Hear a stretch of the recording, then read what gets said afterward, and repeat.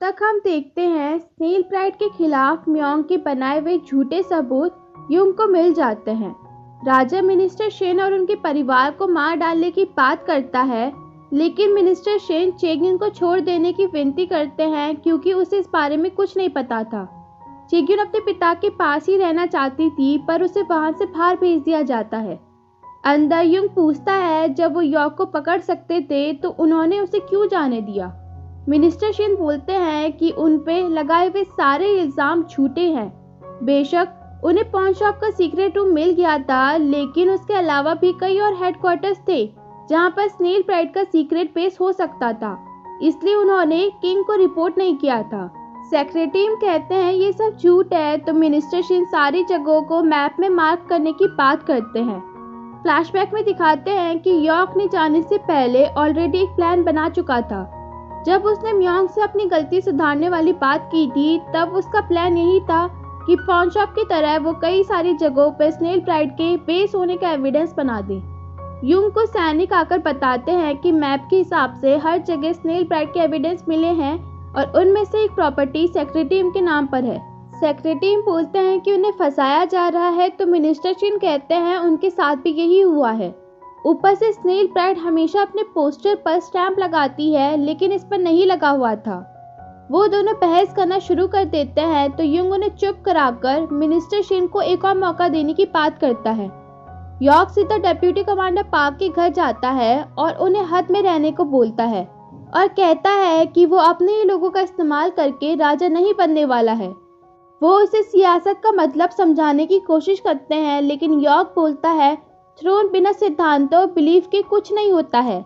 जब deputy commander park अंदर आते हैं तो वहाँ कई मिनिस्टर बैठे होते हैं जो यॉर्क का रिएक्शन देखकर इम्प्रेस होकर उसे अब और भी राजगद्दी पर बैठाना चाहते थे। मिनिस्टर शेन घर वापस सेफली पहुंचते हैं तो उनकी वाइफ और चेग्युन को राहत मिलती है। वो बताते हैं कि कैसे प्रिंस के प्लान की वजह से वो आज बच सके। बाद में वो चेग्युन से बोलते हैं कि प्रिंस और उसे बचाने के लिए उन्होंने अपने प्रिंसिपल के खिलाफ जाकर राजा से झूठ बोला है, इसलिए अब से वो केवल किंग और उनकी गवर्नमेंट को सर्व करने में ही ध्यान देंगे। मिनिस्टर शेन अपने दिल पर पत्थर रखकर उससे सारे नाते तोड़ने की बात करते हैं और कहते हैं कि उसे यहाँ से जल्दी से चला जाना चाहिए और कभी लौट कर नहीं आना चाहिए, चाहे कुछ भी हो जाए।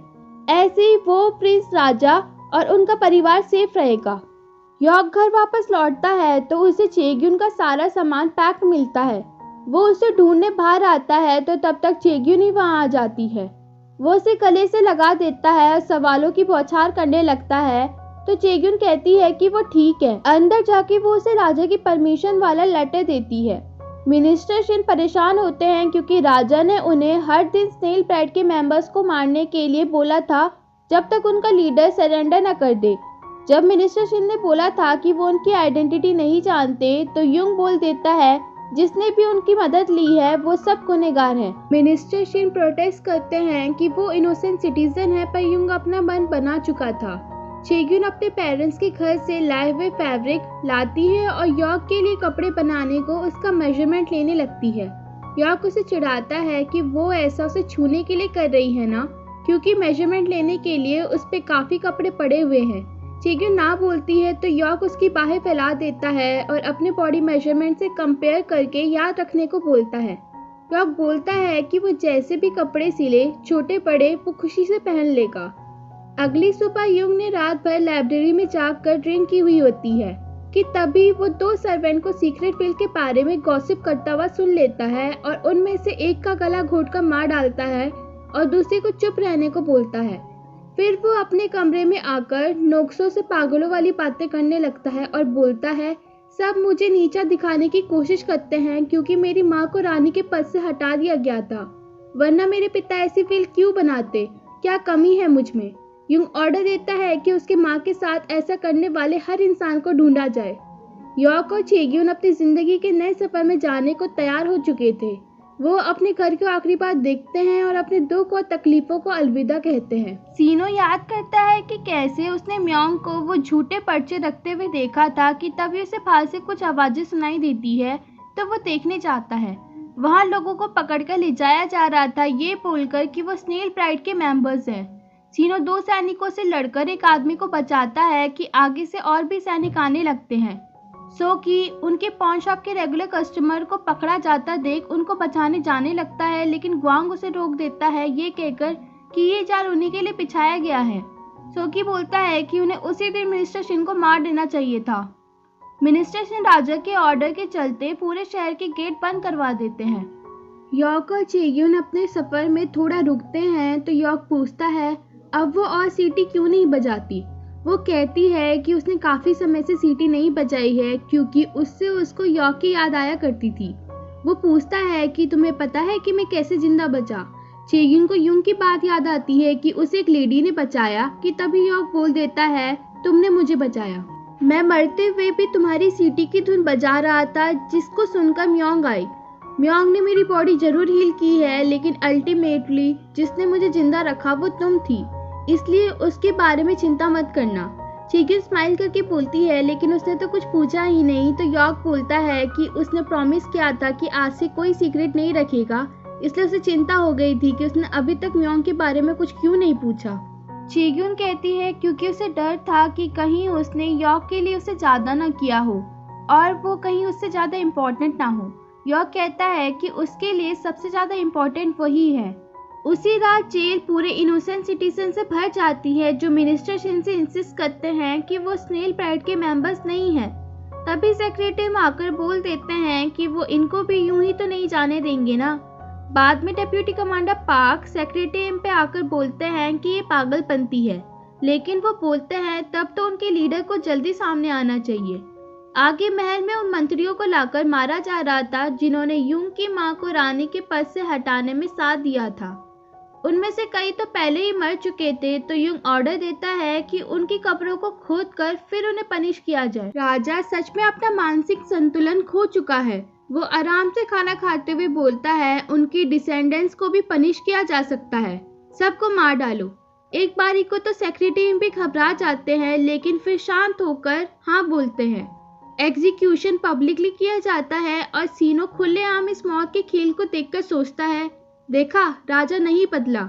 यॉक और चेग्यून रात गुजारने के लिए एक इन में रुकते हैं कि वहाँ की ऑनर उनसे माफी मांगती है ज्यादा डिशेस ना होने के लिए क्योंकि सिटी के गेट बंद हो चुके थे। ये सुनकर उन्हें चिंता होने लगती है। यॉक दूसरे कमरे में जाकर मुसाफिरों से सारी बात का पता लगाता है। वो बाहर आते हुए सुनता है कि कैसे हर दिन 3 से 4 लोगों को मार दिया जाता है। चेग्यून को पता था कि यॉक क्या सोच रहा है, इसलिए वो पहले ही उसे कुछ न करने के लिए बोल देती है और वहाँ से बाहर चली आती है। यॉक अपना बैग खोलता है तो उसमें उसे बेबी शूज और क्लोथ मिलते हैं उसके दोस्तों के लेटर के साथ उसे वेल विश करते हुए। सोक ही विश करता है कि उनके 3 बच्चे हों चेग्यून जैसे दिखने वाले। ग्वांग उससे मिलने का प्रॉमिस करता है और सीनो लिखता है कि भले ही हमारे पाथ अलग हो जाएं पर फिर भी वो हमेशा उसका भाई ही रहेगा। यॉक ये पढ़कर रोने लगता है। सीनो म्योंग के पास आता है जो अकेले ड्रिंक कर रही होती है। वो उसे देखकर बोलती है तुम सेफ हो। वो कहता है क्यों तुम कुछ और चाहती थी। वो कहती है कि उनमें से किसी को तो सैक्रिफाइस करना ही पड़ेगा जो बाकी सेफ रह सके। तो सीनो बोलता है स्नेल प्राइड का लीडर बन के मरना इतना बुरा भी नहीं है। म्योंग बोलती है वो उस पर गुस्सा कर सकता है क्योंकि उसे मार डालने का कोई सेंस नहीं बनेगा। सीनो बोलता है वो उसे क्यों मारेगा जब वो ऑलरेडी हेल में जी रही है। वो स्माइल तक नहीं करती और बिल्कुल अकेली है और अब तो वो अपने इकलौते ड्रिंकिंग फ्रेंड को भी खो बैठेगी। वो कमरे से बाहर चला जाता है और बोलता है अब कोई बेगुनाह नहीं मरेगा क्योंकि वो राजा को अपने हाथों से मार डालेगा। यूंग राजमाता के पास जाकर उसकी माँ का स्टेटस रिस्टोर करने में मदद मांगता है, लेकिन वो साफ मना कर देती है क्योंकि पिछले राजा ने 100 सालों तक उनका नाम लेना भी वर्जित किया हुआ था। अगर वो पिछले राजा का ऑर्डर का सम्मान नहीं करेगा तो लोग उसकी हुकूमत का सम्मान कैसे करेंगे। यूंग बोलता है जब तक वो अपनी माँ का नाम क्लियर नहीं करवाता लोग उसके शासन पर सवाल उठाते ही रहेंगे। वो अपने कमरे में वापस आता है तो मिनिस्टर शिन उसे बताते हैं कि स्नेल प्राइड के लीडर ने सरेंडर कर चुका है। म्योंग जब ये खबर सुनती है तो उसे चिंता होती है कि यॉक पकड़ा गया है, लेकिन डेप्यूटी कमांडर पार्क बोलते हैं वो प्रिंस नहीं हो सकते क्योंकि इतनी जल्दी वो वापस नहीं आ सकते। म्योंग सोचती है कि फिर वो कौन हो सकता है कि उसे सीनो की बात याद आती है कि स्नेल प्राइड का लीडर बनकर मरना इतना भी बुरा नहीं है। सीनो को जेल में बहुत बुरी तरीके से मारकर डाला होता है कि सेक्रेटरी आकर उसे राजा के पास ले जाते हैं। उसमें चेयर पे बैठने तक की हिम्मत नहीं होती है। युंग उसे देखकर बोलता है वो ये चेहरा नहीं देखना चाहता था। सीनो बोलता है मार डालो मुझे जैसे मेरे पिता को मार डाला था। युंग हंसकर बोलता है कि उसने उसके पिता से वादा किया था कि वो उसे नहीं मारेगा। वो बोलता है कि वो उसे छोड़ देगा, बस उसे इतना बोलना है कि ये सब यॉर्क का किया धरा है। वो इसकी बात सुनने के लिए आगे बढ़ता है कि तब तक सीनो वहीं से एक तलवार उठाकर युंग पे हमला कर देता है। वो अपने मकसद में कामयाब हो ही जाता कि युंग उस तलवार को हाथ से रोक देता है। चेग्युन और यॉर्क रात भर सो नहीं पाते तो वो बोलती है कि वो जानती है कि यॉर्क उसकी वजह से रुका हुआ है, वरना वो हर पल कैपिटल जाने को सोचता है, इसलिए वो दोनों वहां जाएंगे। यॉर्क कहता है ठीक है, वो वहां बस जाकर चेक करेंगे कि सब कुछ ठीक तो है ना और फिर वापस आ जाएंगे। म्योंग मैन की तरह ड्रेसअप होकर प्रिजन में आती है और देखती है कि सीनो बहुत बुरी हालत में पड़ा हुआ है। वो उसे पूछती है कि उसने ऐसा क्यों किया, भले किसी की मौत से उन्हें क्या ही फर्क पड़ता है। सीनो कहता है लेकिन मुझे फर्क पड़ता है। म्योंग रोते हुए पूछती है अगर तुम मुझे ऐसे छोड़कर चले जाओगे तो मैं कभी स्माइल कैसे कर पाऊंगी। सीनो बोलता है क्या तुम अभी स्माइल कर सकती हो, मैं मरने से पहले तुम्हारा स्माइलिंग फेस याद रखना चाहता हूँ। अगले दिन सीनो और कैदियों को साथ में लाया जाता है। वो मिनिस्टर शिन से कहता है कि उन लोगों का स्नेल प्राइड से कुछ लेना देना नहीं है, इसलिए उन्हें छोड़ दिया जाए। मिनिस्टर शिन सबको छोड़ देते हैं और सब सीनो को थैंक यू बोलने लगते हैं।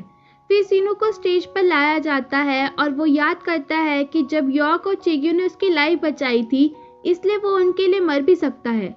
तभी उसके दोस्त वहां आ जाते हैं। मिनिस्टर शिन आखिरी बार पूछते हैं कि उसके साथ कौन था।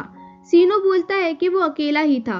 यॉर्क और चेग्युन शहर की तरफ भाग रहे होते हैं। वो म्योंग की तरफ देखता है तो वो स्माइल करने की कोशिश करती है।